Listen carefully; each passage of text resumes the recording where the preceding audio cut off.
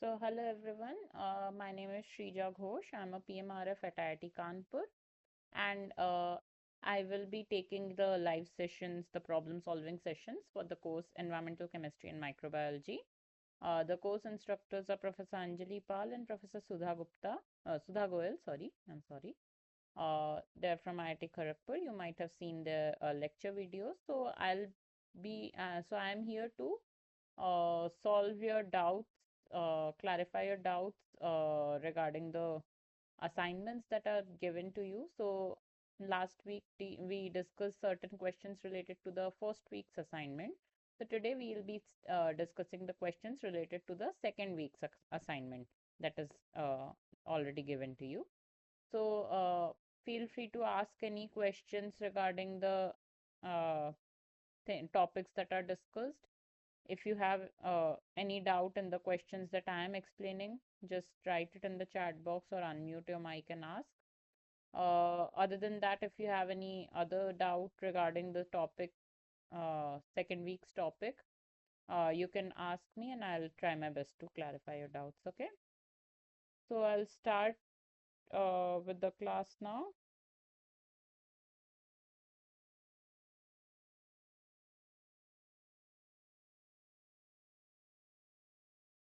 So starting with the first question. So I have prepared certain questions related to your second week's assignment, and I'll be discussing those questions. They are different from the questions given to your assignment, but then the questions are similar topic wise. Okay. So I'll start with the first question now. Question number one. Consider a gas phase reaction. N2 plus O2 goes to 2NO plus heat. When the pressure is increased, then the equilibrium constant will option A decrease, option B increase, option C remains unchanged, or option D increase or decrease. So, which of the following options is correct? Consider a gas phase reaction, nitrogen plus oxygen, which is forming nitric oxide plus heat. Okay, so when the pressure is increased in the system, then the equilibrium constant, what will happen to the equilibrium constant here?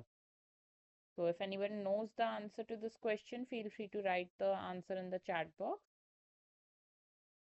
Whatever you feel like is the right answer, you can write it in the chat box, and then we can have a discussion if that is the correct answer, or even if it is a wrong answer, why it is wrong. We can have a discussion on that. Anybody?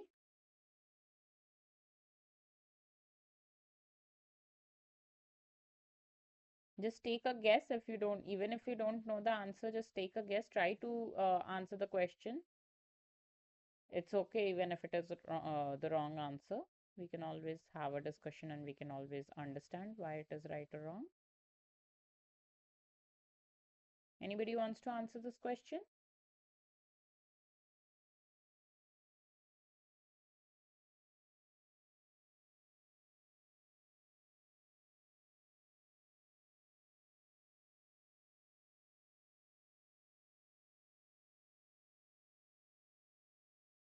No one?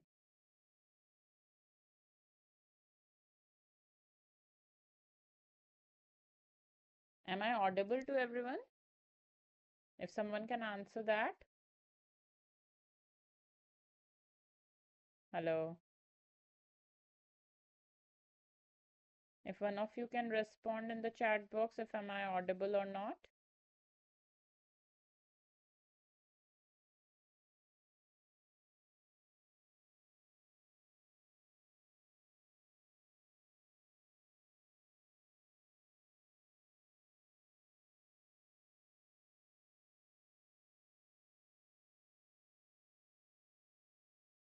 Okay, to answer the first question, if we increase the pressure, the equilibrium constant will remain unchanged. The right answer would be remain unchanged. So equilibrium constant is actually the ratio of the partial pressures of the product and the reactant. So basically, if we have a reaction A plus B goes to C plus D, and the stoichiometric ratios are given as lowercase a, b, c, and d for the respective reactants and the products. Then we can write the equilibrium constant as the partial pressure of the product, that is the partial pressure of C raised to the power of its stoichiometric coefficient, same then multiplied by the partial pressure of D raised to the power of its respective stoichiometric coefficient, divided by the partial pressures of the reactant. So that is A and B raised to the power of their stoichiometric coefficient. So if we have this uh, equilibrium constant, if you see, even if the pressure is increased or the pressure is decreased, the equilibrium constant will remain, it's a constant value, so it won't change. Okay, it will remain unchanged. The only thing that will change is the shift in equilibrium. So the equilibrium might shift to the left or the right hand side depending on the pressure, the initial partial pressures of individual gases, but overall partial pressure will remain unchanged in the system. Sorry, but overall equilibrium constant will remain unchanged in the system because the equilibrium constant is defined by the ratio of the partial pressure. So if you increase the pressure and the equilibrium shifts to either the forward or the reverse direction, then also once the equilibrium is attained, the equilibrium constant, the value of the equilibrium constant will remain unchanged. Okay, so that is the question number 1. The correct answer is option C. So the equilibrium constant does not change with the increase of pressure. It won't change. Basically, the equilibrium constant is independent of the pressure of the system. So even if you decrease the pressure, the equilibrium constant will not change. Is that clear to everyone?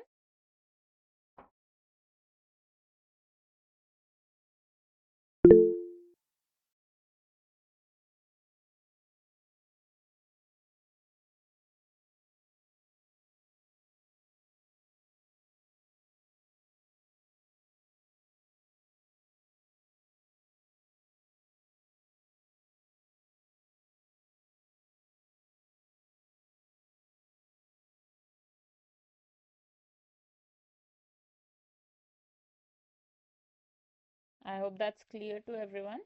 I'm moving on to the next question now, question number 2. If anyone has any doubt in this in the previous question, please write it in the chat box or unmute your mic and ask. I can clarify the doubt.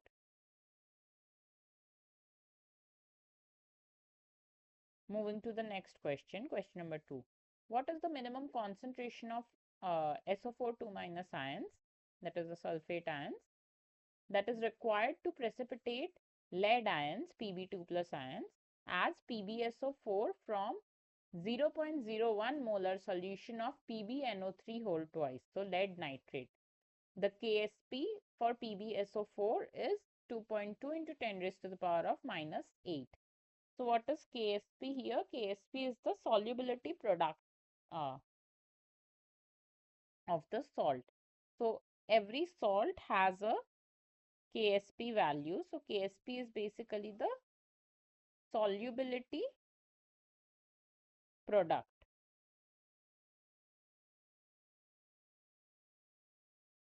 Okay. So Ksp is basically the solubility product. So if I have a salt, let's say AXBY, a salt that is represented as AXBY. So A is the cation and B is the anion of that salt with their respective valencies.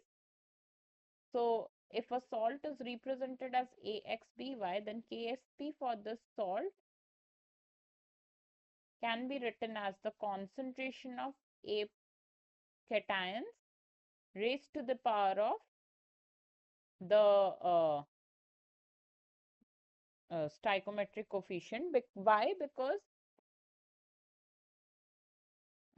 so the solubility product for this salt can be represented as the concentration of the cation raised to the power of x and the concentration of anion raised to the power of Why? Why this is so? Because if we ionize this salt, so if we solubilize the salt in water, what will happen once we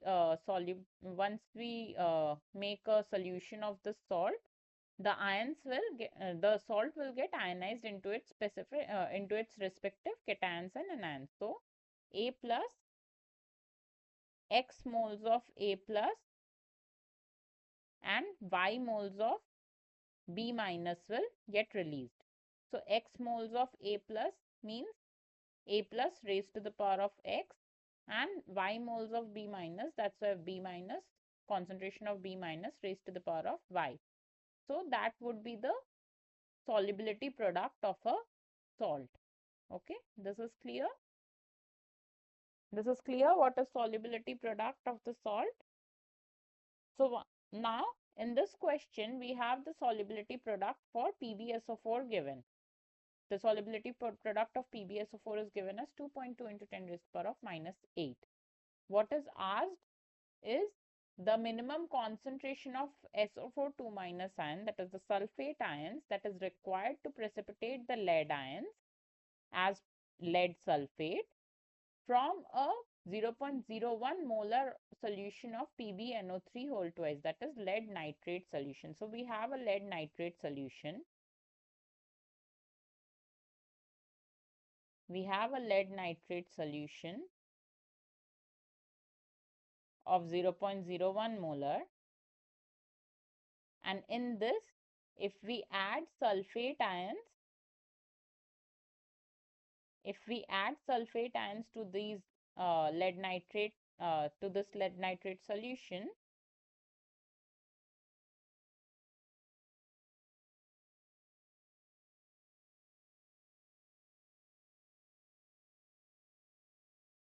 what will happen? The sulfate ions will replace the nitrate and we will get lead sulfate, and we will get the nitrate ion released.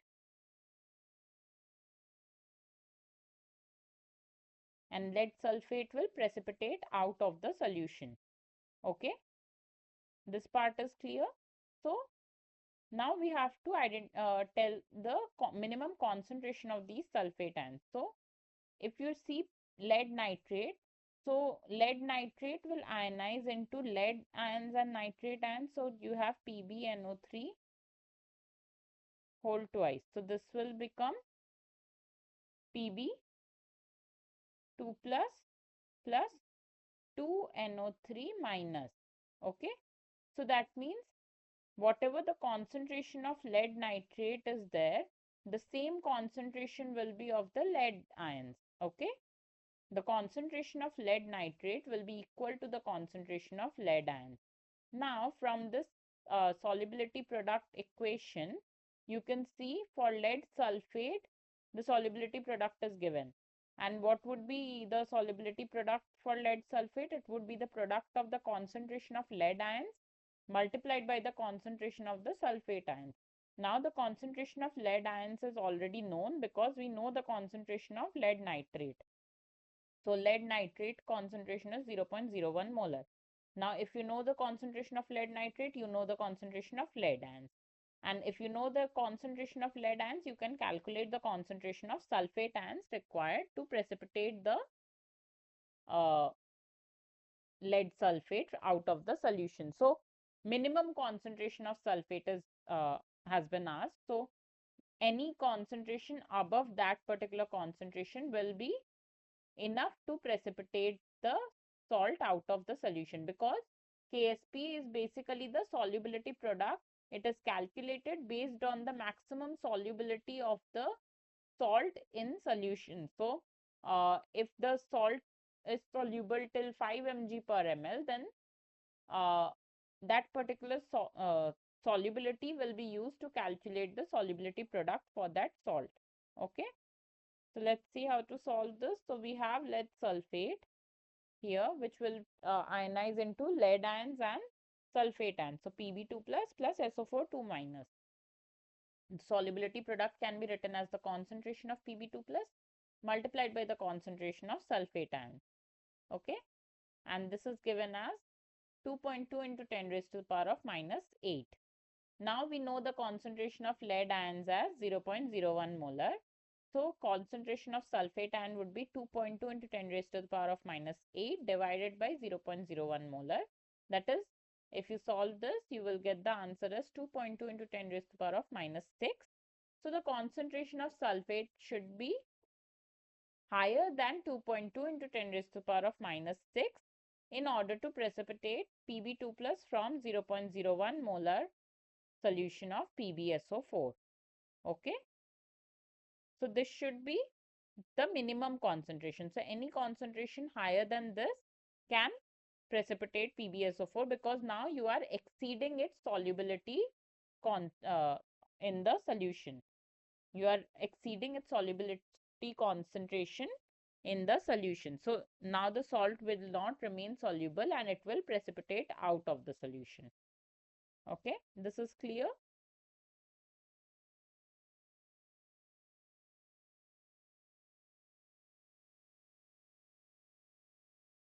I hope this is clear to everyone.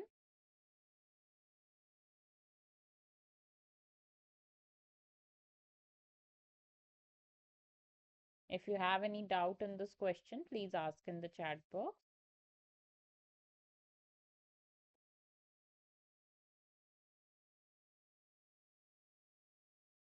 If there are no doubts, then I'll move on to the next question.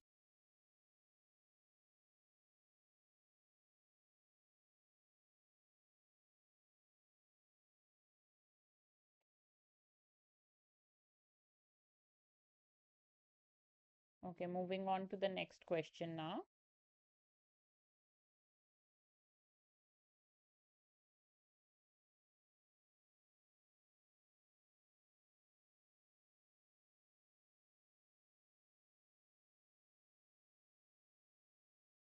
In the following reversible reaction, HCOOH, that is the formic acid, goes to HCO minus formate ions plus H plus proton.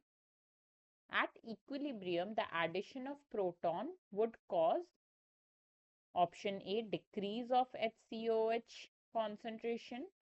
Option B, decrease of HCO minus concentration. Option C, reduction in the value of equilibrium constant.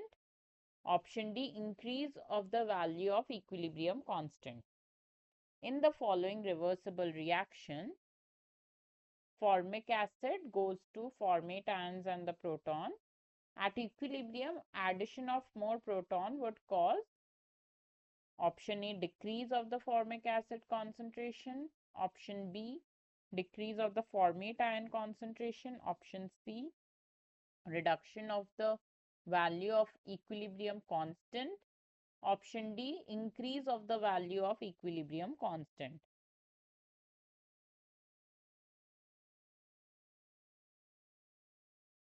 So, to find the answer to this question, I would like to tell you a simple trick.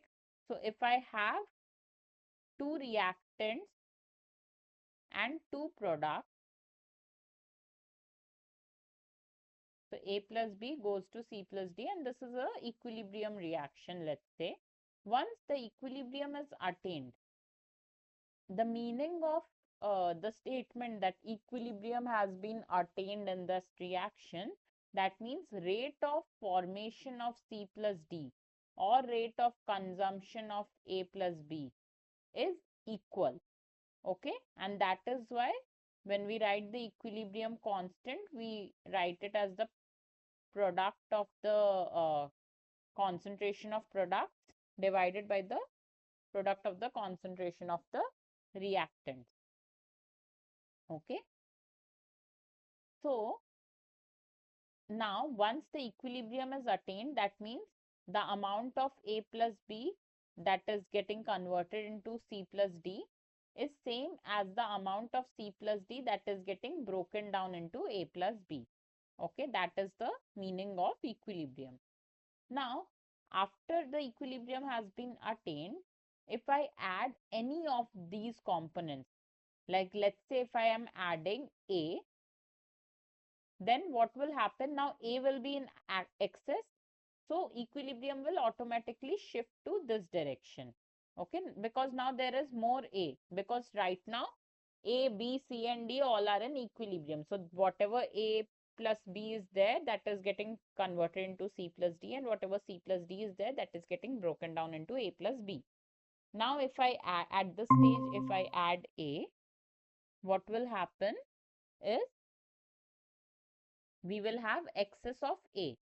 And if we have excess of A, the equilibrium will automatically shift to the forward direction, because now there is more A that can get converted into the product.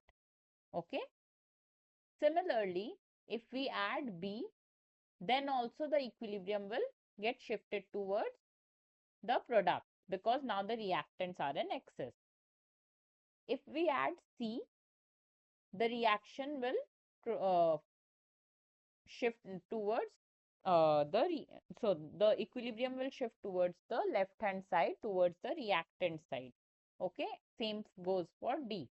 So whichever component we are adding, that component is getting an excess, going to excess amount, and that's why it is shifting the equilibrium towards the opposite direction.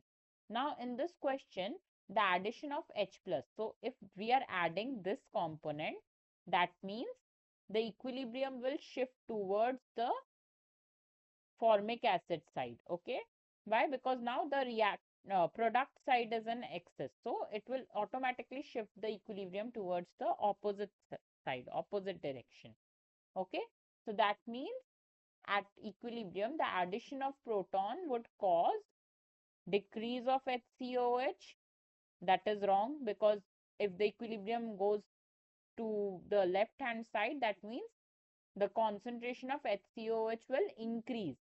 Okay, decrease of HCO minus, that is correct, because now protons are in excess, so it will automatically shift the equilibrium towards the left hand side. That means it will consume the formate ions to get converted into formic acid. So decrease of HCO and minus concentration is the correct answer. Reduction in the value of equilibrium constant, this is again a wrong option, because the equilibrium constant is basically the product of the concentrations of the product divided by the concentrations of the reactant. So even if we are increasing one of the component, all the components will change accordingly, and the equilibrium constant will remain the same. There will be no change in the equilibrium constant. Equilibrium constant is not dependent on the concentration of the products or the reactant. Okay, just like in the first question I told you, equilibrium constant is not dependent on, does not depend on,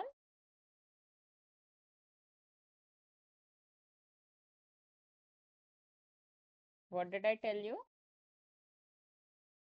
Equilibrium constant does not depend on pressure. Similarly, it does not depend on concentration of reactants or products. Okay.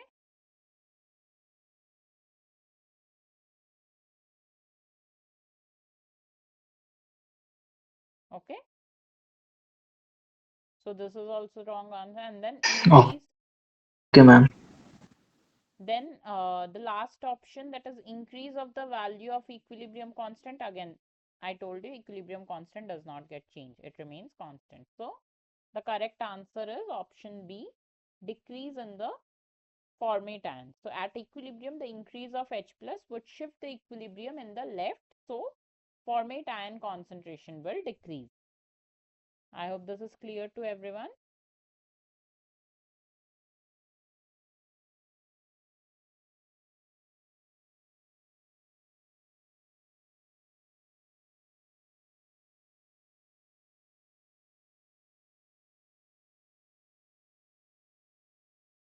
Okay. If you have any doubt, you can write it in the chat box. Otherwise, we'll move on to the next question, that is question number 4. Calculate the approximate pH at which FeOH whole thrice, that is ferric hydroxide, gets precipitated if concentration of Fe3 plus is 10 raised to the power of minus 2 molar and the value of Ksp for FeOH whole thrice is equal to 3.8 into 10 raised to the power of minus 38. Now what do we have in the question? We have the Ksp given, we have the concentration of Fe3 plus given, and we have to calculate the pH. Okay. So from the first session that we took in the previous week when I was taking the class, I told you pH is nothing but the negative log of H plus ion concentration. Okay. And similarly, we had another term called POH, which is the negative log of OH minus ion concentration. Okay. And there was a relation between pH and POH. pH plus POH is equal to 14. Okay. So now using this information, if you see here, you have the Ksp value. So I told you Ksp is the solubility product of the salt. So Ksp for FeOH whole thrice is given. So what would be Ksp for FeOH whole thrice? That would be the concentration of Fe3 plus multiplied by the concentration of OH minus raised to the power of 3. Why? Because when we make a solution of FeOH whole thrice, ferric hydroxide, when we make a solution of ferric hydroxide, the ferric ions and hydroxide ions will be released in the solution. So we will have Fe3 plus 3 OH minus ions. Okay, 3 OH minus ions will be released because we have 3 OH minus ions here. Okay, so now I told you the stoichiometric coefficient goes to the power of the concentration. So we will have the Ksp for FeOH whole thrice as concentration of Fe3 plus ions multiplied by the concentration of OH minus ion raised to the power of 3. Now in the question we have Fe3 plus concentration given as 10 raised to the power of minus 2. So we know this concentration, we know the Ksp, so we can calculate OH minus ion, right? Once we calculate OH minus ion concentration, we can find out POH, right? Once we can calculate POH, we can easily calculate pH by subtracting from 14. This is clear? So you should be able to solve this now. So we have the Ksp given in the salt, given for the salt, and we have the Fe3 plus concentration given. So based on that, we can calculate the concentration of OH minus ions. Once you calculate the concentration of OH minus ions, calculate the POH first. And once you calculate the POH, you can easily find out the pH value. So let's see how to solve this. So we have FeOH whole thrice that goes to Fe3 plus 3 OH minus. Now Ksp would be concentration of Fe3 plus multiplied by the concentration of OH minus raised to the power of 3. Let us consider the concentration of OH minus as Y. Then this will be the concentration of Fe3 plus is 10 raised to the power of minus 2. So 10 raised to the power of minus 2 multiplied by Y cube. So the value of Y, once you solve this, so how to solve this? This will become 3. So this is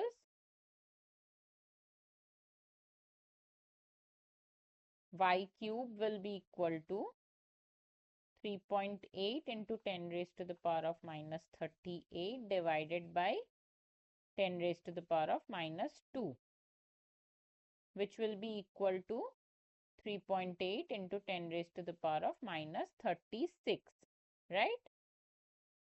Now, you just have to take a cube root of that. So, if you take a cube root of 3.8 into 10 raised to the power of minus 36, you can use your calculator for this. So, cube root of 3.8 would be 1.56, and if you divide 36 by 3, you will get 12. So 10 raised to the power of minus 12. Okay. So value of Y is 1.56 into 10 raised to the power of minus 12. So that is the concentration of OH minus ion. Now I told you POH is equal to minus log OH minus ions. That is minus log 1.56 into 10 raised to the power of minus 12. Once you solve this, how to solve this? You can easily take minus log 1.56. Use your calculators to find it out. And this will be in addition of plus negative log of 10 raised to the power of minus 12. So once you have 10 raised to the power of minus 12, so minus 12 will come before the log, and since this has already a negative sign, so negative and negative will become positive, and this will become negative of log 1.56 plus 12. Log 10 is equal to 1. So once you calculate the value of 1.56 using your calculators, logarithmic of 1.56 using your calculators, you can add 12 to that and you will get the final answer as 11.8. Now, in the question, you were asked to calculate the pH. Okay, so to calculate the pH, we'll just subtract 11.8 from 14 and we'll get the answer as 2.2. That is option number A. That is the correct answer. Okay. So I hope this is clear to everyone. If you have any kind of doubt in this question, please let me know.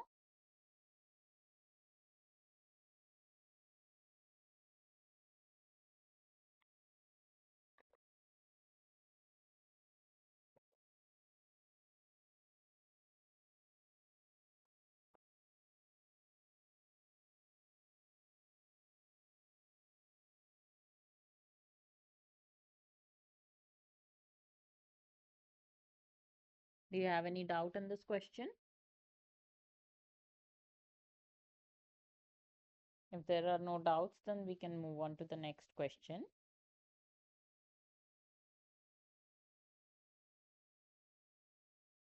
So you have to be very careful while doing these calculations, because even if your concept is right and you make a calculation mistake, you can land up on getting a wrong answer. So be careful while doing the calculation along with understanding the concept. I hope the concept is clear for now. Calculation practice you can do on your own time, but I hope the concept is clear. I hope you understand what KSP is. Okay.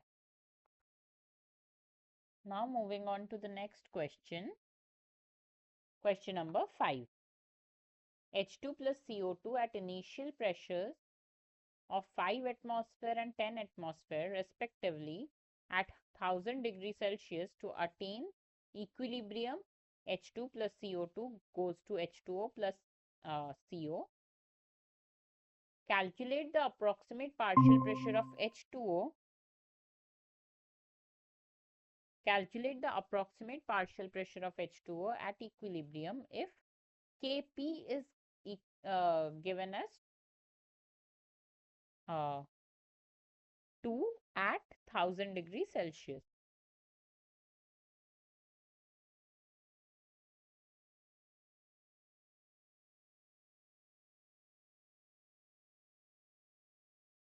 Okay, there's some mistake in this. So the Kp value is 0.6. I'll change it in the slides later. So if the Kp is 0.6 and the values of H2 and CO2 is 5 atmosphere and 10 atmosphere respectively, the equilibrium attained in the reaction hydrogen plus carbon dioxide goes to water vapor plus carbon monoxide gas. Okay, so you have to calculate the approximate partial pressure of water vapors at equilibrium. So we have the reaction as H2 plus CO2 goes to H2O plus CO, right? So now let's say, so initial pressures are given for hydrogen and carbon dioxide. The initial pressures are given as 5 and 10 atmosphere.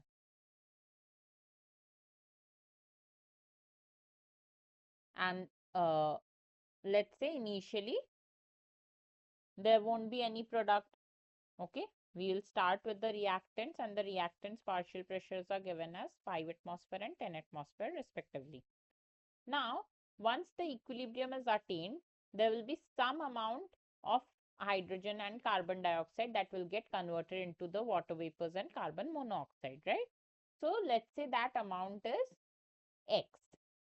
Okay, so that means 5 minus X and 10 minus X.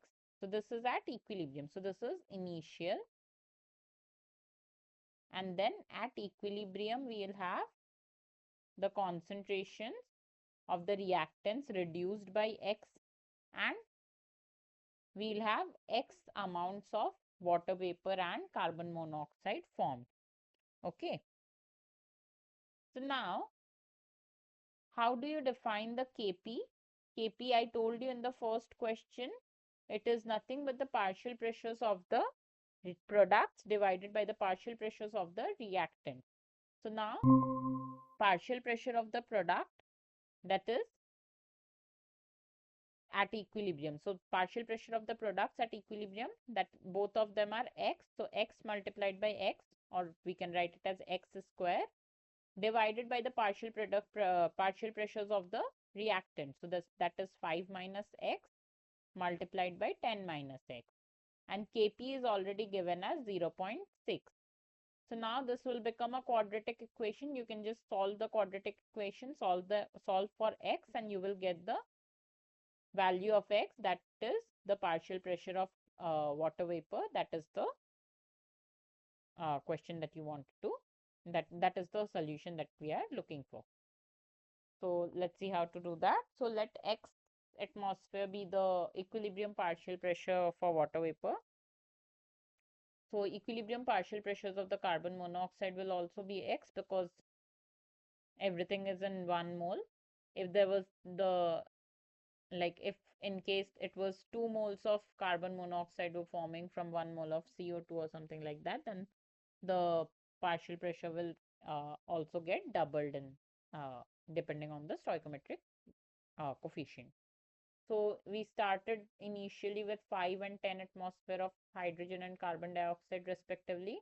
Initially there will be no product, so 0 will be the partial pressure initially. Finally, X, since X is the atmospheric pressure of the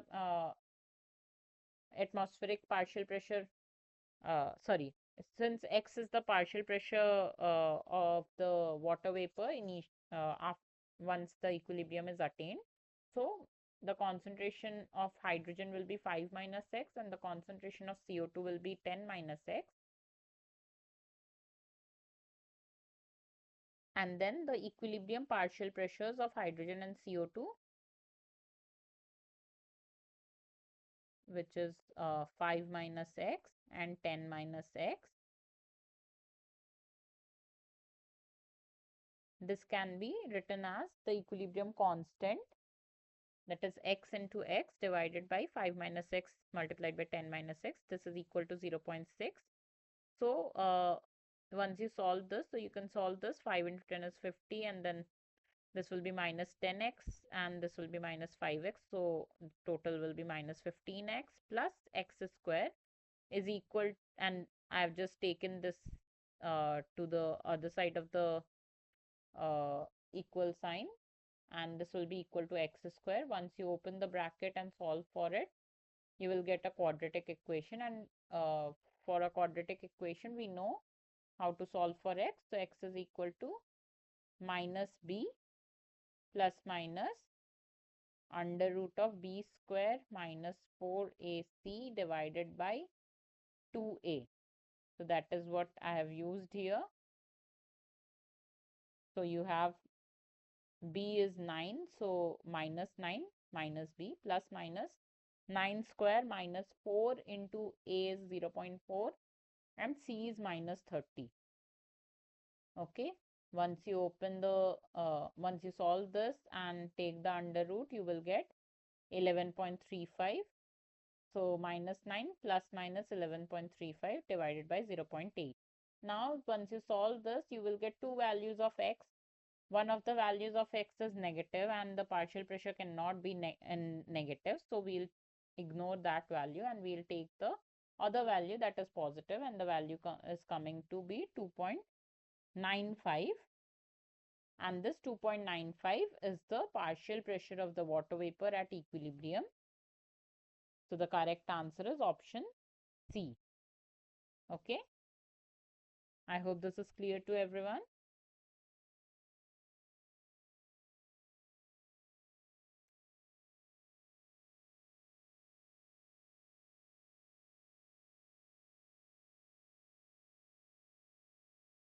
Moving on to the next question now. If you have any doubt in the previous question, you can ask me. Moving on to the next question now. Question number 6. Silver chromate, that is Ag2CrO4, dissolves in water to the extent of 0.049 grams per liter at 25 degrees Celsius.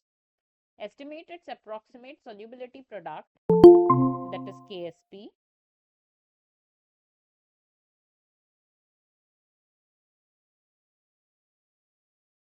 Estimate its approximate solubility product, that is KSP, and the molecular weight of the Ag2CrO4 is already given as 331.73. So here I told you already what KSP is. KSP is the solubility product of the salt. Okay. And here the solubility is given, like maximum solubility for silver chromate is given as 0.049 grams per liter. So KSP is basically defined as the products of the respective ions raised to the power of its stoichiometric coefficient. Okay, so KSP will be equal to, for Ag2CrO4, the KSP will be equal to Ag plus raised to the power of 2, because 2 moles of silver ions are there, multiplied by CrO4 2 minus. Okay, so KSP will be defined as this. We have to we have to calculate the KSP for Ag2CrO4 silver chromate. Okay, and here we have the solubility of the salt given. So solubility of the salt is given as 0.049 grams per liter. So first thing will be to convert it into molarity, because here the concentrations are always in molarity. Okay, whenever we write such formulas in square brackets, these are always in molarity. So first we have to convert gram per liter into molarity. How to do that? So molarity is basically moles is equal to moles per liter. Okay, and moles are defined as gram per molecular weight.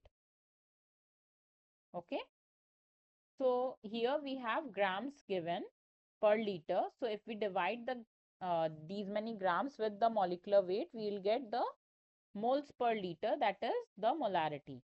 Okay, so to calculate the molarity, first we will divide 0.049 divided by the molecular weight, that is 331.73. Okay, once you do this, you will get the molarity, that is the maximum concentration of silver chromate that can be dissolved in water. That is the solubility of silver chromate in water. Okay, so once you get the solubility, now what can be written as? So you have Ag2CrO4, right?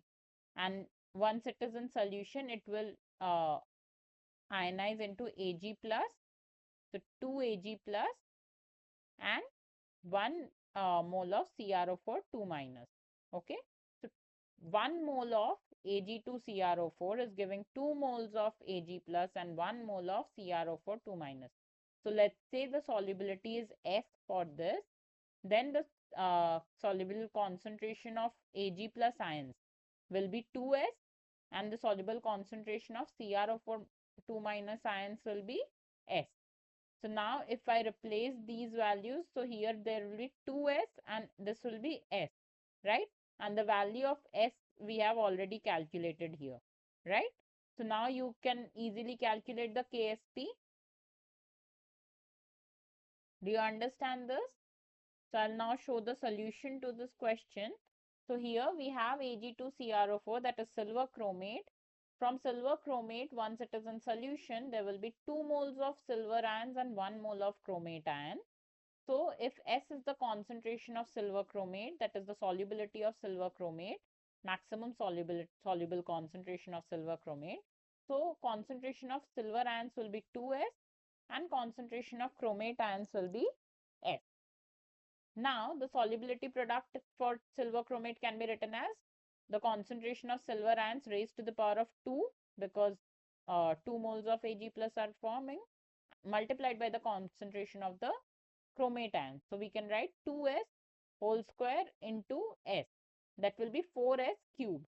Okay. Now the concentration of silver chromate is S, that is equal to 0.049 grams per liter divided by the molecular weight. This I have already explained. We are doing this to convert it into the molarity. So this is in molarity. Okay. So now this is the value of S. And we have to find KSP, that is 4S cube. So just take the cube of this and multiply it by 4 and you will get the answer. That is, you will get the solubility product of silver chromate as 1.27 into 10 raised to the power of minus 11. Okay. That is the option number C. I hope this is clear to everyone.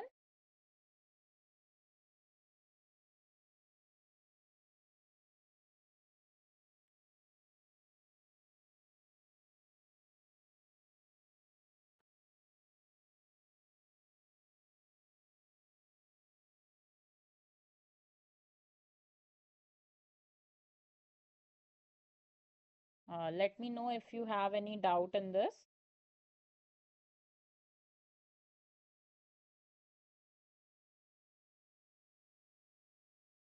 You can write it in the chat box or you can ask me by unmuting your mic.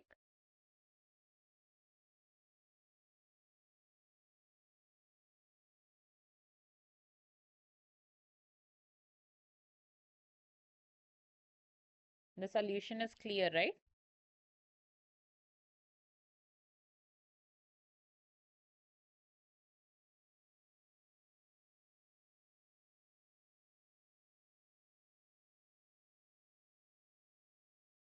So if there's no doubt, then I'll move on to the next question. That is question number 7.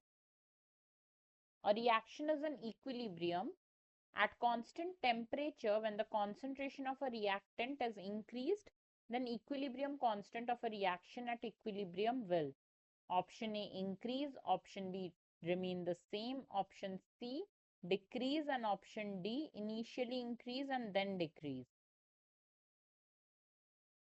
A reaction is in equilibrium at constant temperature. When the concentration of a reactant is increased, then the equilibrium constant of a reaction at equilibrium will: option A increase, option B remain the same, option C decrease, and option D initially increase and then decrease.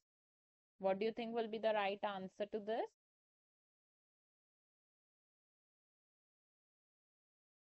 Any idea?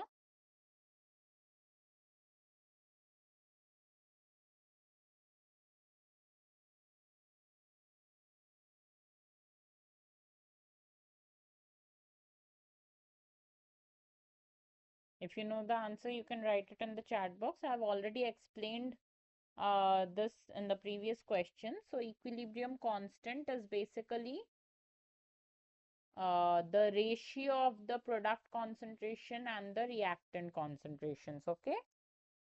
And in terms of pressure, it is the ratio of the partial pressures of the product versus the reactant. Okay. So in this case, if I have a reaction, say A goes to B, which is an equilibrium, the equilibrium constant will be concentration of B divided by concentration of A. Okay. And if I have some moles of A goes to some moles of B, so this will be written as B, capital B raised to the power of small b, that is the stoichiometric coefficient, and capital A raised to the power of small a, that is its stoichiometric coefficient. So K equilibrium will be defined as the ratio of the concentrations of both the product and the reactant. Now, here they have asked at constant temperature. So there is no change in temperature. If we increase the concentration of the reactant, then what will happen to the equilibrium constant? The correct answer for this is there will be no change in the equilibrium constant. The equilibrium constant will remain same. Why? Because if we increase the concentration of the reactant, the equilibrium will immediately shift towards the product, and again a new equilibrium will be attained where the ratio of the product to the reactant concentration will remain the same. So this is a constant value which is independent of the product concentration or the partial pressures in case of gaseous reactions.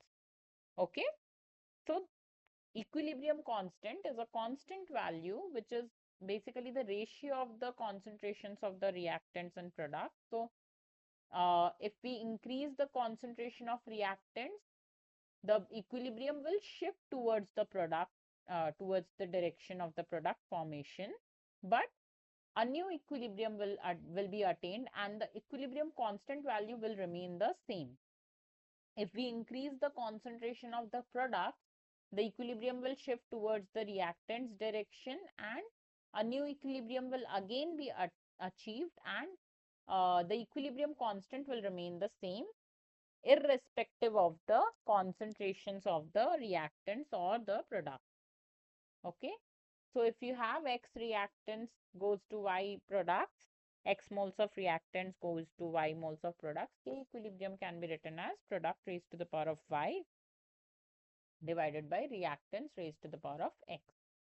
The equilibrium constant is independent of the reactant and the product concentration. Okay, it depends solely on temperatures for a given chemical reaction. That is why here in this question we have mentioned that at constant temperature, the equilibrium constant can only change when the temperature is changed. It cannot change with increase or decrease in pressures, or it cannot change with increase or decrease in the reactant or product concentration. Okay, it is independent of the concentration. Changes in the concentration of the reactant or product do not alter the value of equilibrium constant. The system will shift its equilibrium. The system will shift its equilibrium position according to Le Chatelier's principle to maintain the same K equivalent at the given temperature.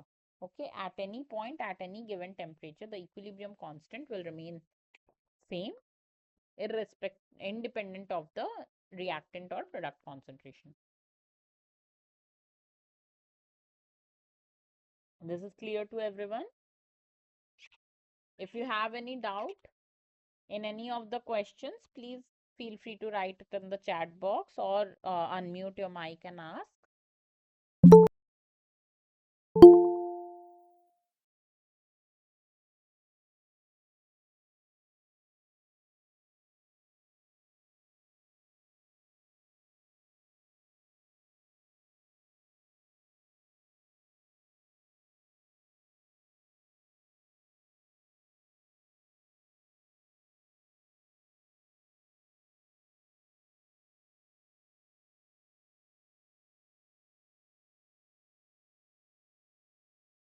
So this is clear to everyone. Then I'll move to the next question. Question number 8. The solubility of a sparingly soluble salt, silver, so this is silver sulfate, sorry.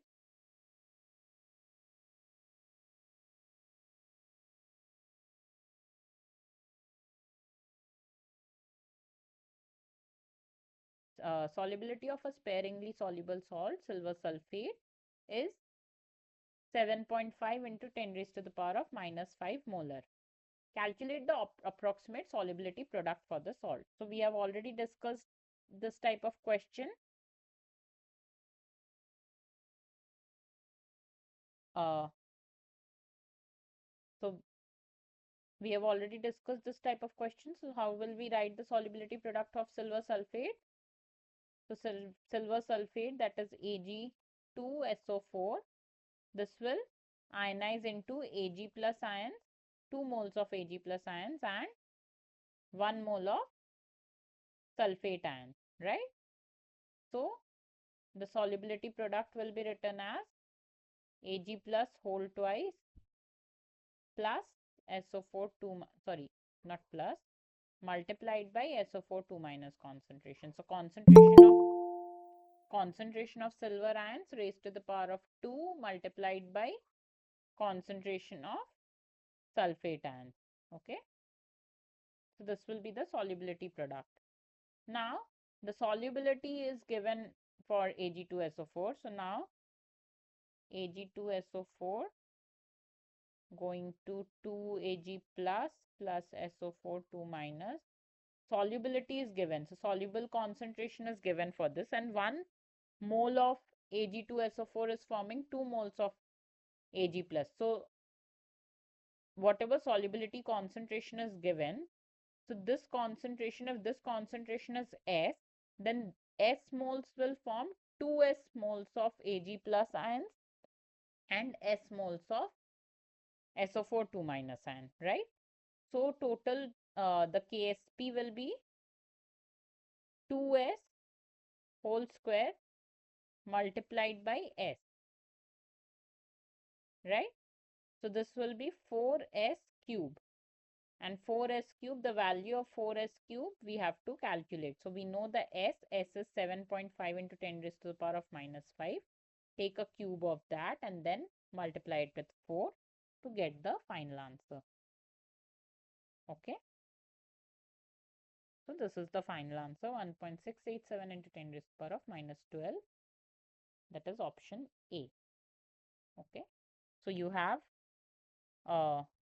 this will be silver sulfate. So silver sulfate goes to silver ions and sulfate ions, and silver sulfate solubility of silver sulfate is S, then silver ion concentration will be 2S, sulfate ion concentration will be S, and the solubility product can be written as 4S cube, and then you can calculate the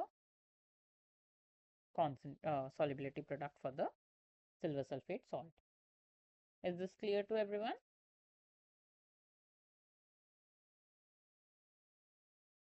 If you have any doubt, you can write it in the chat box.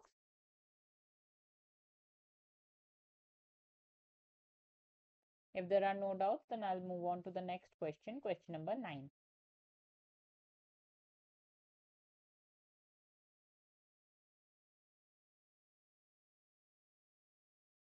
Solubility product of PbI2, that is lead iodide, is 8.5 into 10 raised to the power of minus 9.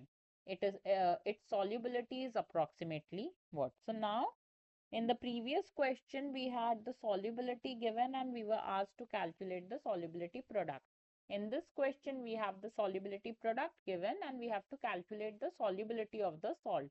So this is similar to the previous question, just solve for S.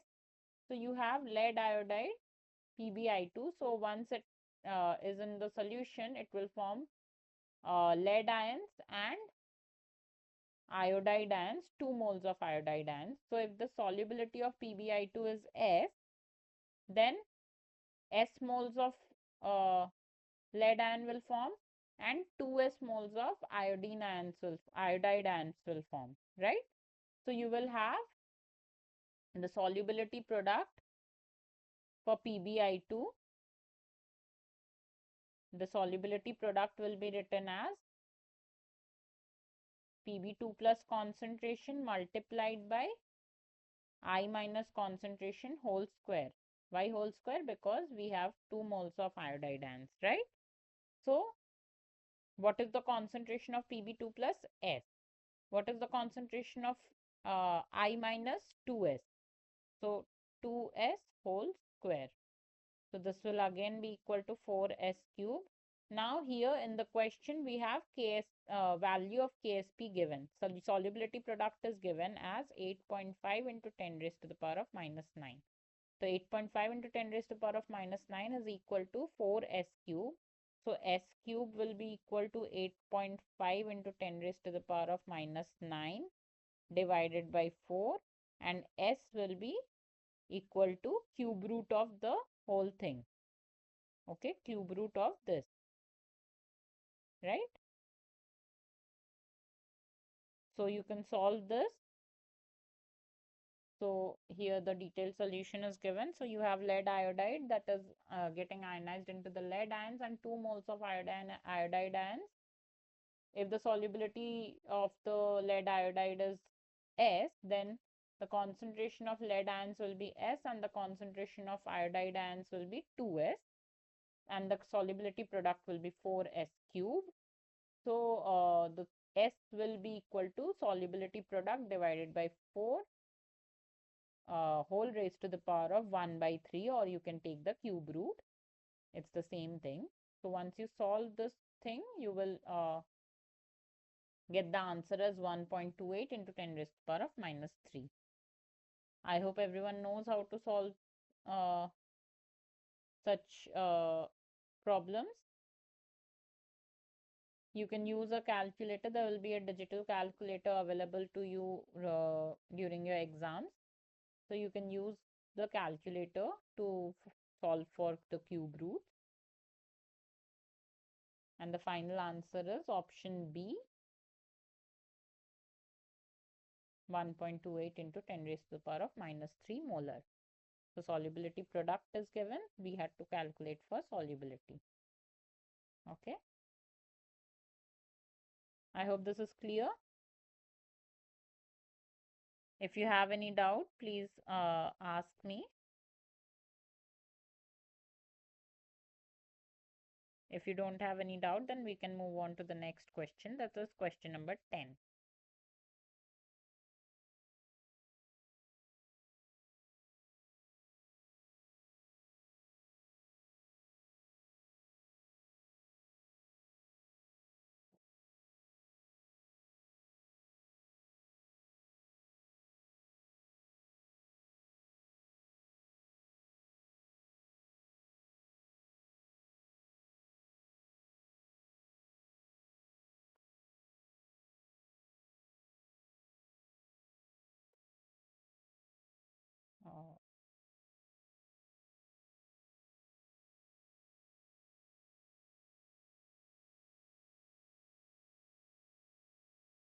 Uh, I think there's a network issue. Just give me a second.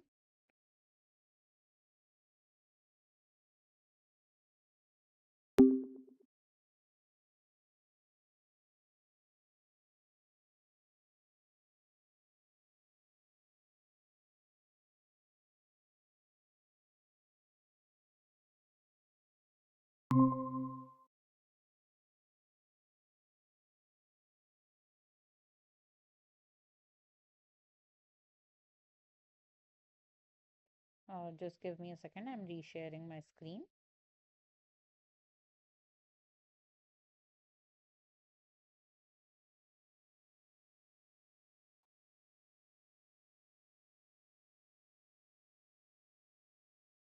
Yeah, I hope my screen is visible.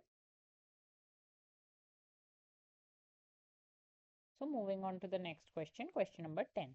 Till now, if you have any doubt, please ask me by unmuting your mic or just write it in the chat box, whichever is comfortable. Okay. We'll move to the next question, question number 10. What is the equilibrium constant for the reaction R goes to Q plus half P if the equilibrium constant for a reaction P plus 2Q goes to 2R is 60? Okay. So if the equilibrium constant for the reaction P plus 2Q goes to 2R is 60, what would be the equilibrium constant for R goes to Q plus half P? So here to solve this question, first look at the equation that is given. So you have P plus 2Q, which is an equilibrium with 2R, and the equilibrium constant for this can be written as, sorry, the equilibrium constant for this can be written as R, concentration of R whole square divided by the concentration of P and concentration of Q whole square, and this is already given as 60, right? Similarly, if you reverse this reaction, so if I write instead of P plus 2Q, if I write 2R goes to P plus 2Q. So this is just the opposite reaction of this. So for this, the equilibrium constant will be concentration of P, concentration of Q square by concentration of R square, right? And now if you look at this, this is just the inverse of this, right? This and this K equilibrium dash is just the inverse of K equilibrium. So this will be equal to 1 by 60, right? If this is equal to 60, this will be equal to 1 by 60. Now, if you look at this reaction, for this reaction, the equilibrium constant will be equal to Q P raised to the power of 1 by 2 by R, which is nothing but if you just take a square root of this. So square root of this, so here it would be 1 by 2, 2 by 2 would be 1, and again 2 by 2 would be 1. So this is nothing but the square root of this. So this will be equal to under root of 1 by 60, or you can write it as 1 by 60 to the power of 1 by 2. So the correct answer here is option C. So here the solution is shown for you. So P plus 2Q goes to 2R. For that, the equilibrium constant is R square, the concentration of R raised to the power of 2 divided by the concentration of P multiplied by the concentration of Q raised to the power of 2. This is equal to 60. This is given in the question. Now, if you take a reverse of this reaction, that is 2R goes to P plus 2Q, the equilibrium constant will be concentration of P multiplied by the concentration of Q raised to the power of 2 divided by the concentration of R raised to the power of 2. Now, this is just an inverse of this. This is just an inverse of this. So, if this is 60, this will be 1 by 60. Okay, just inverse of this fraction, right? So, this is 1 by 60. And if you take a square root of this, so if you divide the whole equation by 2, so this will be R, this will be half P, and this will be Q. So we are just dividing the whole equation by 2. When we divide the whole equation by 2 and take the equilibrium constant, we have concentration of P raised to the power of half concentration of Q divided by the concentration of R, which is nothing but the square root of the whole thing. So if you take a square root of this, that is the square root of 1 by 60, you will get this equation. Okay. So here it is written. So this is how we are getting this answer. Anybody has any question in this? Sorry. This is clear to everyone, right?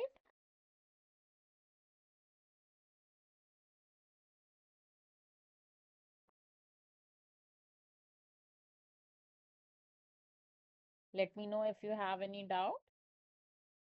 Otherwise, we'll move on to the next question. That is question number 11. The reaction hydrogen plus iodine goes to 2 moles of hydrogen iodide has a partial pressure of 0.326 atmosphere of hydrogen, 1.625 atmosphere of iodine, and 5.324 atmosphere of HI. Calculate the Kp for the reaction. So I told you in the first question itself, how do we define Kp? Kp is the partial pressures of the product divided by the partial pressures of the reactants. Okay, so here for this reaction, we can write Kp as the partial pressure of Hi raised to the power of 2, because the stoichiometric coefficient for Hi is 2, divided by the partial pressure of H2 multiplied by the partial pressure of I2. So we have the partial pressure of HI given as 5.32. We have the partial pressure of hydrogen given as 0.326, and we have the partial pressure of iodine given as 1.625. So we have all these values. We just have to replace the values to calculate for Kp. Okay, I'll give you some time to calculate. Just replace the values and calculate. So for any reaction, that is A plus B goes to C plus D with their respective stoichiometric coefficient, you can define Kp as the partial pressures of the product divided by the partial pressure of the reactants raised to their respective stoichiometric coefficient as the power. Okay. So we had H2 plus I2 goes to HI. So the Kp will be partial pressure of HI whole square divided by the partial pressure of H2 into partial pressure of I2. So that is 5.324 whole square divided by 0.326 multiplied by 1.625. Solve this using a calculator and you will get the answer as 53.5. So this is the Kp value for the equation. So 53.5, that is option A is the correct answer. Okay.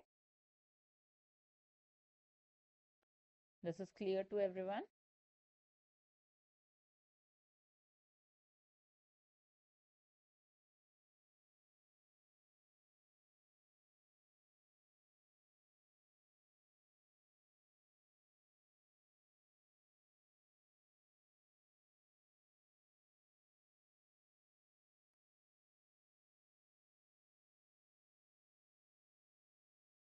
Okay, if it is clear, then we can move on to the next question, question number 12.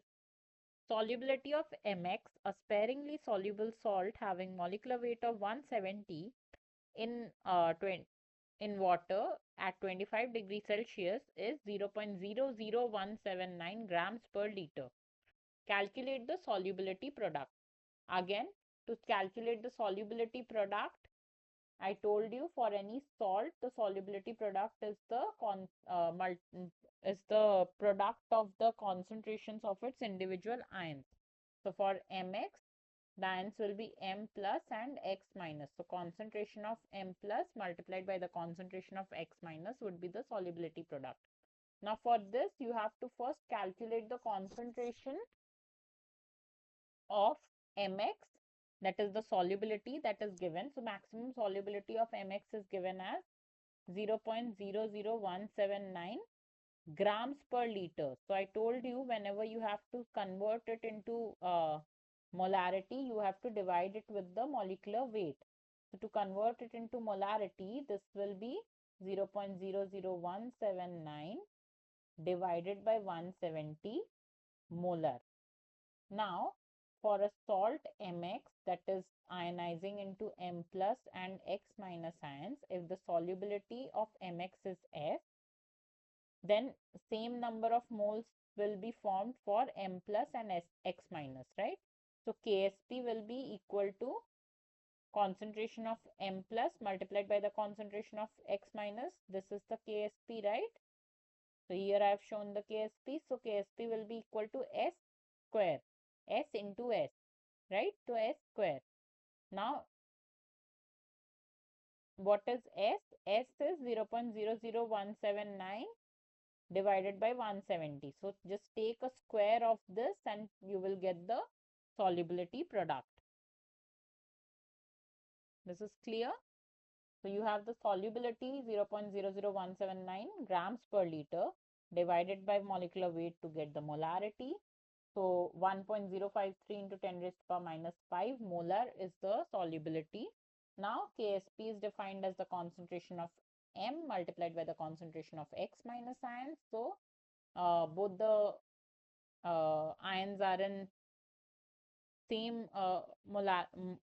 same number of moles of individual ions are there as the salt. So solubility product will be S square. S square is equal to 1.053 into 10 raised to the power of minus 5 whole square. Just solve it using a calculator and you will get the answer as 1.1087 into 10 raised to the power of minus 10, which is the option C. So option C is the correct answer for this question. Okay, I hope everyone is getting the same answer. Try to solve it on your own.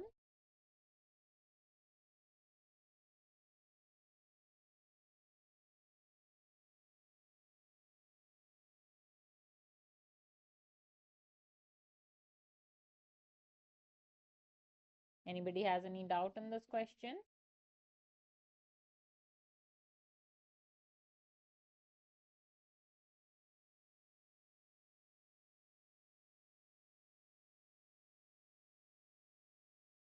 This is clear to everyone. Then I'll move to the next question. Question number 13. You are determining the hardness of a water sample by doing titration with sodium EDTA solution and using EBT, that is iriochrome black tea, as an indicator. Stability of the complex Ca2 plus EDTA is compared with the stability of the Ca2 plus EBT complex. Which one of the following is true?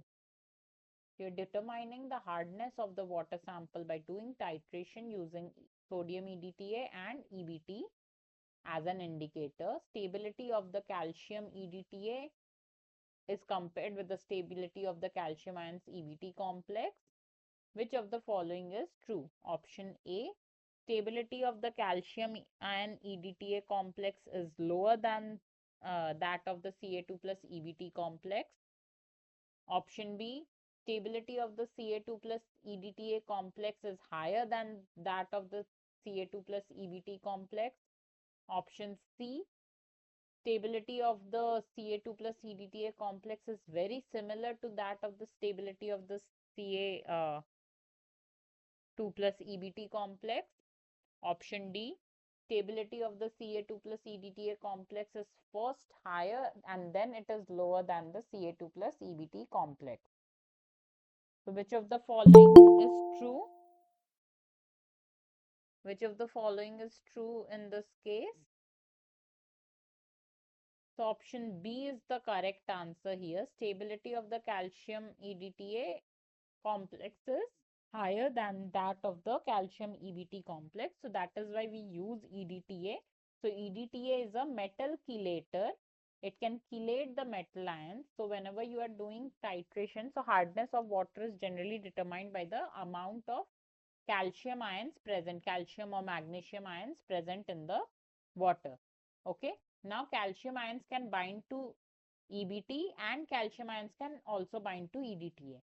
But since the affinity of EDTA, binding affinity of EDTA to the calcium ions is stronger, the stability, since the stability of Ca2 plus EDTA complex is higher, EDTA will chelate the Ca2 plus, will take the Ca2 plus out of the EBT complex and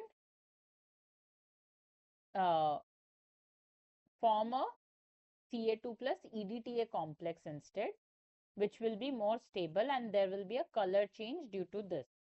So basically what happens is you can take a beaker of water sample, that is the sample that you want to determine the hardness. So you want to calculate the Ca2 plus concentration in this, right? You add few drops of EBT to this. You add few drops of EBT and take a burette. Take a burette and add a standard EDTA solution. Okay. Take a burette and add standard EDTA solution and then slowly add dropwise the EDTA solution to the EBT CH. So once you add the EBT to the water, what will happen? EBT, iriochrome black tea, this will form a complex with Ca2 plus, which will have a color. Okay. and that color will shift when you start adding EDTA. Once the EDTA is added, what will happen? EDTA will chelate this Ca2 plus from EBT. So EDTA will take the Ca2 plus away from EBT, and once the EBT is now free in the solution, so when EBT is bound to Ca2 plus, it has a purple or black color. Okay, it has a purple to black color. Once the Ca2 plus is taken from EBT, once the Ca2 plus is taken from EBT by EDTA, EDTA will now form a EDTA Ca2 plus complex in the solution, and you will have free EBT because the stability of EDTA Ca2 plus complex is higher than the EBT Ca2 plus complex. The EBT will be free and there will be a change from black to blue color. So the natural color of EBT is blue. So there will be a change of color from black to blue, which can be determined. So whatever amount of EDTA is used to see this change, that amount of EDTA is basically same as the amount of calcium ions, and that is how you can determine the calcium ion concentration in the water, and that is how you can determine the hardness level of the water. This is clear to everyone?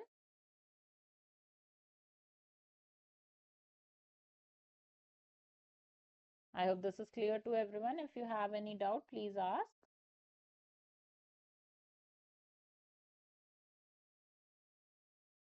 Otherwise, we can move to the next question now. Next question is question number 14. 3.3 moles of A are mixed with 5.5 moles of B, and mixture is then kept in 1 liter flask till equilibrium A plus 2B goes to 2C plus D is attained. At equilibrium, 0.3 moles of C are formed. The equilibrium constant of the reaction is approximately. So you have to calculate for the equilibrium constant. So initial concentrations of A and B are given and the reaction is given. So reaction is given as A plus 2B goes to 2C plus D. Okay, and initial concentrations are given. So initial concentration of A is 3.3 moles. So the reaction is in 1 liter. So 3.3 moles per liter would be molarity. And B is 5.5 moles. Now, initially, these will be 0. Okay. Now, at equilibrium, they have said that C is forming 0.3 moles. Okay. So, that means 0.3 moles have been reduced from the reactants. Okay. Now, if you see, B is double as compared to the amount of B, the moles of B is double as compared to A. So if X moles of A is required in the reaction at equilibrium, for B it will be just double. Okay, if X moles of A is required in the reaction to attain the equilibrium, 2x moles of B will be required. So 2x moles of B will be reduced from the initial value, and 2x moles of C will be forming at equilibrium and x moles of D will be forming at equilibrium. Okay, because x moles of A is giving x moles of D, x moles of A is giving 2x moles of D, and for x moles of A, 2x moles of B is required for the reaction to proceed. Okay, so this will be at equilibrium. Okay, this will be at equilibrium. So now, how do you write the equilibrium constant? Equilibrium constant, I told you, is the concentrations, multiplication of the concentrations of the products divided by the reactants. So concentration of product, so here C, concentration of C is 2x raised to the power of 2 because 2 moles of C are there, multiplied by concentration of D, that is x raised to the power of 1, divided by the concentration of A, that is 3.3 minus x, multiplied by concentration of B, that is 5.5 minus 2x. Okay. Now, in the question, if you see at equilibrium, the concentration of C is already given. That means the value of 2x is already given as 0.3. So, if 2x is 0.3, then x is equal to 0.15. Okay. So, just replace the value of x with 0.15 and solve, and you will get the answer for equilibrium constant. This is clear to everyone? So here the detailed solution is there. So if initial A moles are there for the reactants and reactant, A and B moles of reactants are there. So at equilibrium, if X moles are getting, if X moles of capital A is getting converted to reach the equilibrium, then 2X moles of B will be required, because for every mole of A, double the amount of B is required for the reaction to proceed, and double the amount of C is forming. So 2x moles of C are forming and x moles of D are forming at equilibrium. So this is initial and this is at equilibrium.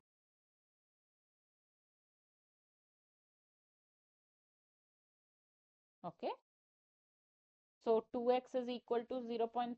This is already given. A is given as 3.3, B is given as 5.5, x will be 0.3 divided by 2, that is 0.15.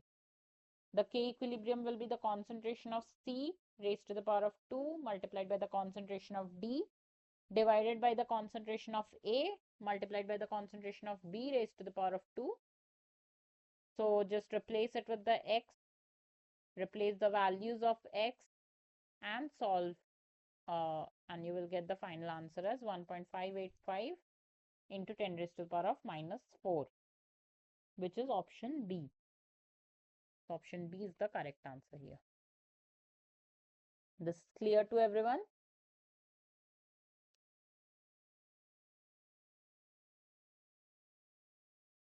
I hope this is clear to everyone. If you have any doubt, please ask.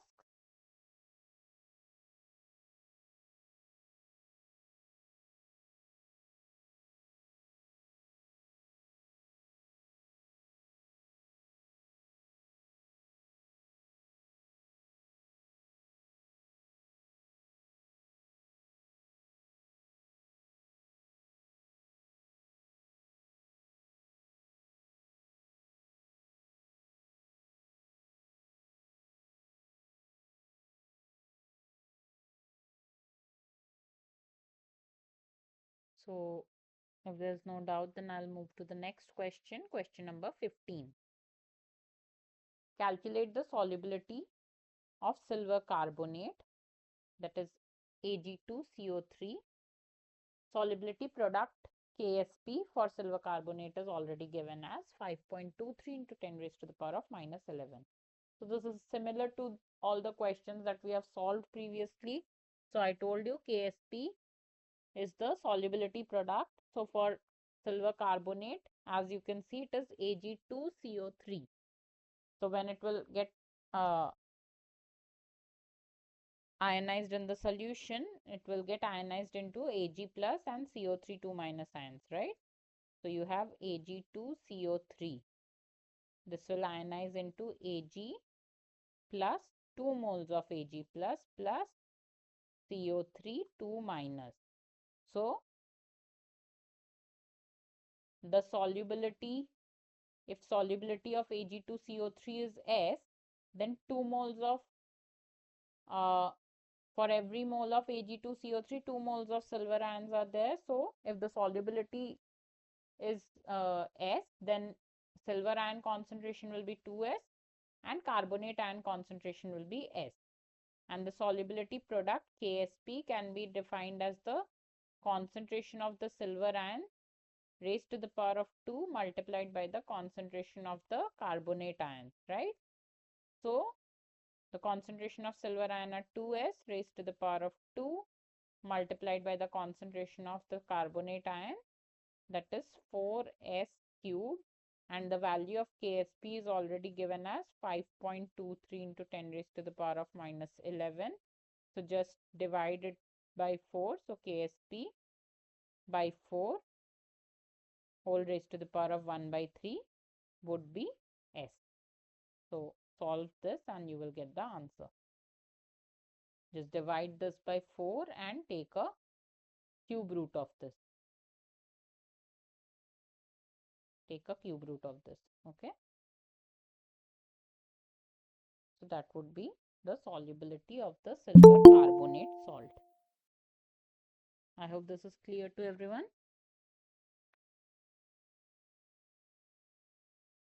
If you have any doubt, let me know. So this is the detailed solution. You have silver carbonate, that is 1 mole of silver carbonate is giving 2 moles of silver ions and 1 mole of carbonate ion. The solubility product will be written as the concentration of silver ion raised to the power of 2 multiplied by the concentration of the carbonate ions. If S be the solubility of the silver carbonate salt, then solubility product, that is KSP, which is already given, it can be written as 2S whole square multiplied by S, that is 4S cube. So you can solve for S. The value of S will come as 2.35 into 10 raised to the power of minus 4. I hope everyone is getting this answer. 2.35 into 10 raised to the power of minus 4, that is option B. Option B is the correct answer. Okay. Any doubt in this? Let me know if you have any doubt in this.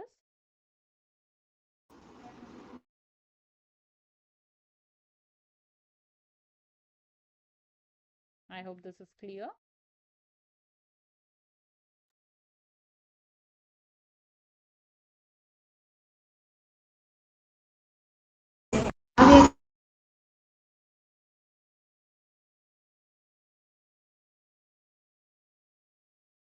Okay, if there's no doubt, then we can move on to the next question. Question number 16. If you have any doubt, you can write it in the chat box or you can unmute and ask.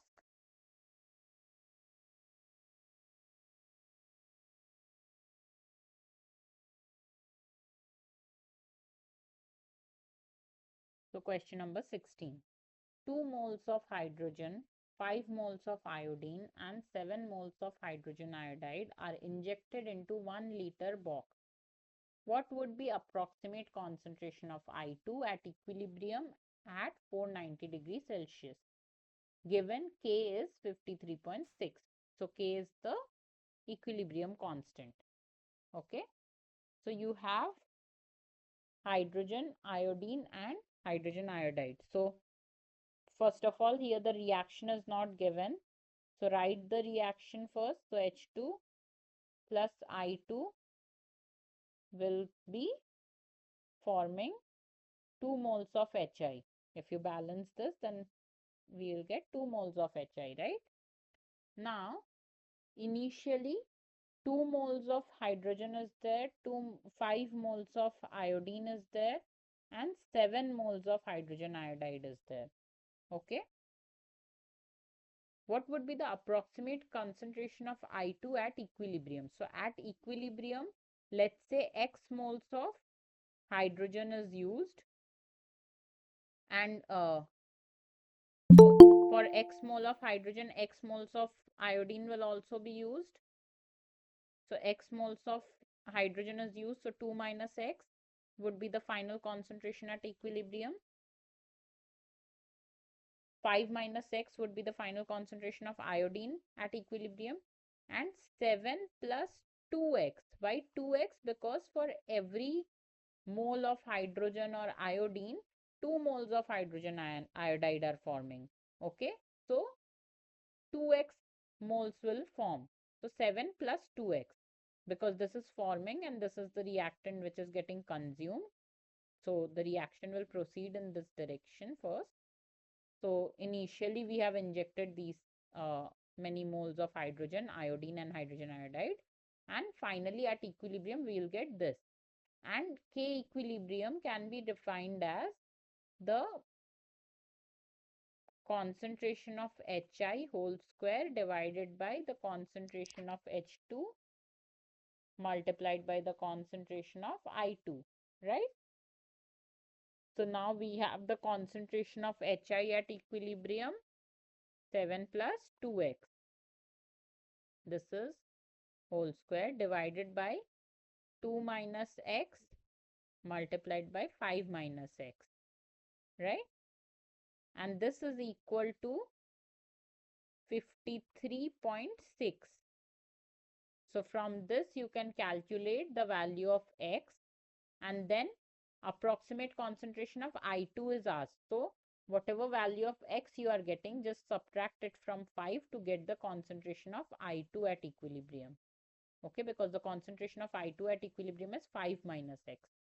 Okay, so this is how we have to solve this. So initial concentrations are 2 for hydrogen, 5 for iodine, and 7 for hydrogen iodide. So if x moles of hydrogen is being used to attain the equilibrium, then x moles of iodine will also be used, and 2x moles of hydrogen iodide will form. So 2 minus x would be the final concentration of hydrogen, 5 minus x would be the final concentration of iodine, and 7 plus 2x would be the final concentration of hydrogen iodide. And equilibrium constant, that is K equilibrium, is already given as 53.6. This can be written as 7 plus 2x whole square divided by 2 minus x multiplied by 5 minus x. Once you open the brackets, this will form a quadratic equation. So this is a plus b whole square, right? If this is a and this is b, so you know a plus b whole square can be written as a square plus b square plus 2ab, right? So a square is 49, b square would be 4x square, and 2ab would be 2 into 7, 14 into 2, 28. So 28x. So this is 49 plus 4x square plus 28x. This will be equal to 53.6. So I have taken this to the other side of the equal sign. So if you open the brackets, you will get 5 to the 10 minus 5x minus 2x, that is minus 7x, plus x square, and multiplied by 53.6. Now if you again open this bracket and then take all the all the x square and x values on one side of the equal sign, so you will get this quadratic equation, that is 49.6x square minus 403.2x plus 487 is equal to 0. Now how to solve a quadratic equation? So if you have a quadratic equation, ax square plus bx plus c, ax square plus bx plus c is equal to 0. For this, x is equal to minus b plus minus under root of b square minus 4ac divided by 2a. This is a formula for solving any quadratic equation. Okay, so here that is what we have done. So we have x is equal to minus b. So minus b would be 403.2 plus minus b square. So this will be 403.2 whole square minus 4ac, 4 into 49.6 into 487 divided by 2a, 2 into 49.6. If you solve this, you will get 403.2 plus minus 256.8 divided by 99.2. Once you solve this, so you will get two values because there are plus and minus signs. So if you add this, you will get one value, and if you subtract this, you will get another value. So you will get two values of x. Now, if you see, one value of x can lead to a negative concentration of iodine, which is not possible. The concentration cannot go in negative sign. So that's why only this value of x will be the correct answer. So this is the value of x. Now for calculating the concentration of iodine, that is 5 minus x, just subtract 5 minus 1.48 and you will get the answer is 3.52. That is option A, 3.5 moles of molar concentration will be of the concentration of iodine at equilibrium. Okay, so this is the correct answer. This is clear to everyone? If you have any doubt, please let me know.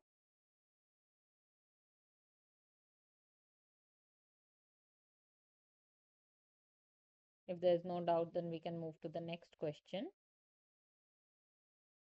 Question number 17. At what pH will aluminium hydroxide will begin to precipitate from 0.1 molar of aluminium chloride? Ksp of the aluminium hydroxide is given as 1.9 into 10 raised to the power of minus 33. So this is similar to something that we have solved previously. So we have to solve the pH. We have to calculate the pH, right? So we have the Ksp value for aluminium hydroxide.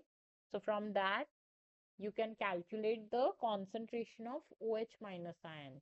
Once you have the concentration of OH minus ion, you can find the value of pOH. So if you remember from the previous class, I told you pH is equal to minus log of H plus ion concentration, and pOH is equal to minus log OH minus ion concentrations, right? So here we have aluminium hydroxide, AlOH whole thrice. So this will ionize into aluminium ions plus hydroxide ions, 3 hydroxide ions.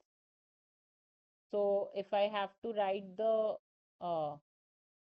KSP, KSP would be product of the aluminium ion and product of the hydroxide ion raised to the power of 3. Okay. And the concentration of aluminium ion is already given. So we have a salt aluminium chloride. So aluminium chloride will, so from 1 mole of aluminium chloride, we will get 1 mole of aluminium ions and 3 moles of chloride ions, right?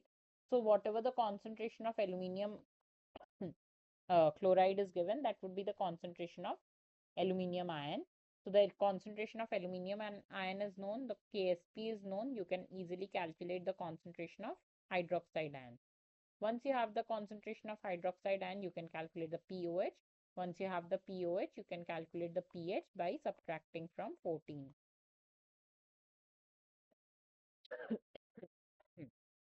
Right? So just do the calculations and try to find out the answer. Sorry.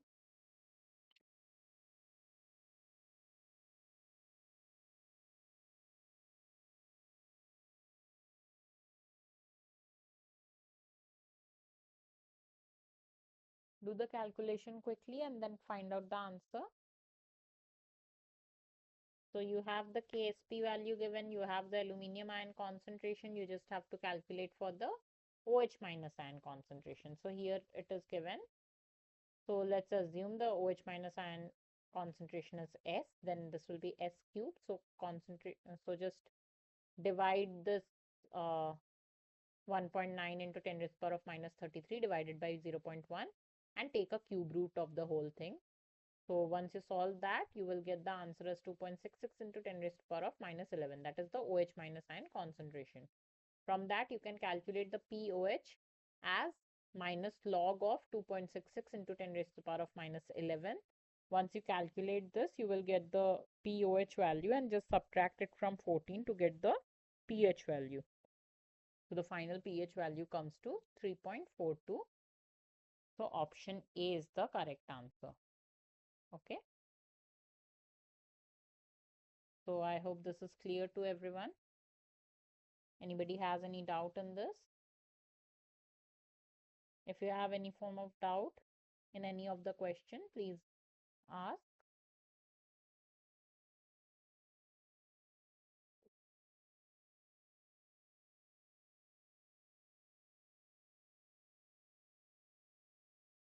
If this is clear to you, then I can move on to the next question.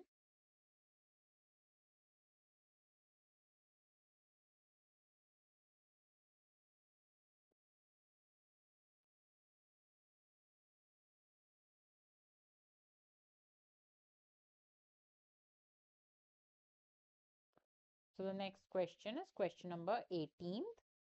If in an endothermic reaction at equilibrium, heat is added, in which direction the equilibrium will shift according to Le Chatelier's principle? Option A.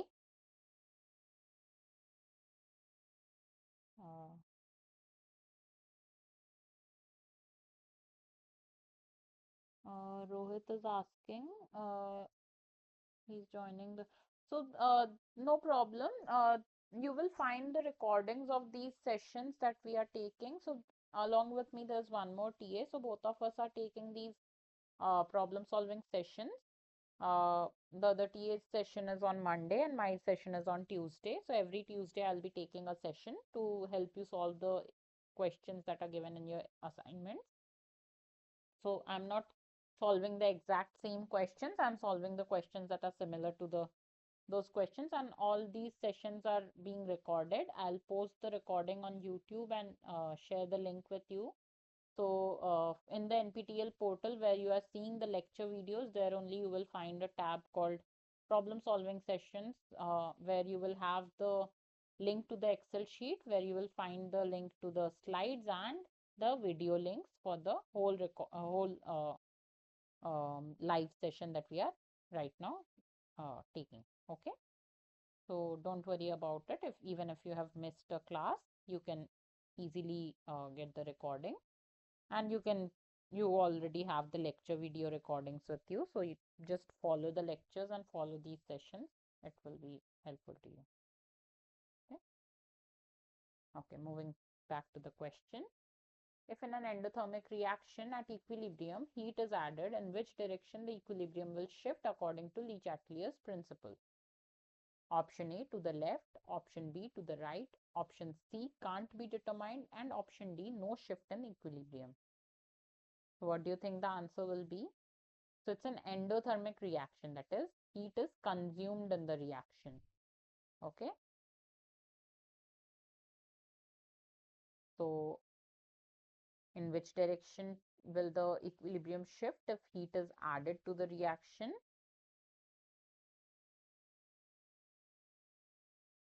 So I'll give you a hint. So remember, I told you if I have a reaction, A plus B goes to C plus D, and it is an equilibrium, and if I add one of the components to the reaction, the equilibrium constant will not change, but the equilibrium will shift depending on what we are adding. So if we are increasing the concentration of A, let's say, the equilibrium will shift towards the right hand side, towards the product side. Why? Because now the concentration of A is increasing, it will now form more and more product. So the equilibrium will shift towards the right hand side.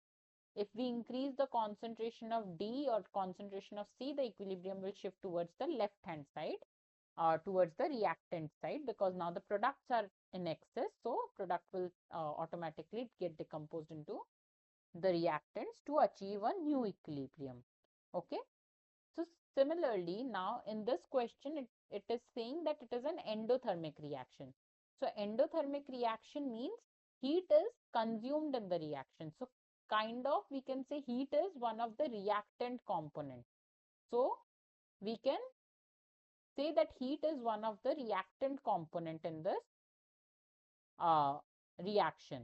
So if we are increasing the heat, what will happen? The equilibrium will shift towards the right, because we are kind of adding the reactant component. Okay, so the reaction will move to the direction where the heat is consumed in the reaction. So heat is consumed in the reaction in this direction, right, towards the right. So the reaction will move to the direction, to the right direction, to the forward direction towards the product. If in case it was an exothermic reaction where the heat was released in the reaction, okay, so if this is an exothermic reaction and this is an endothermic reaction, okay.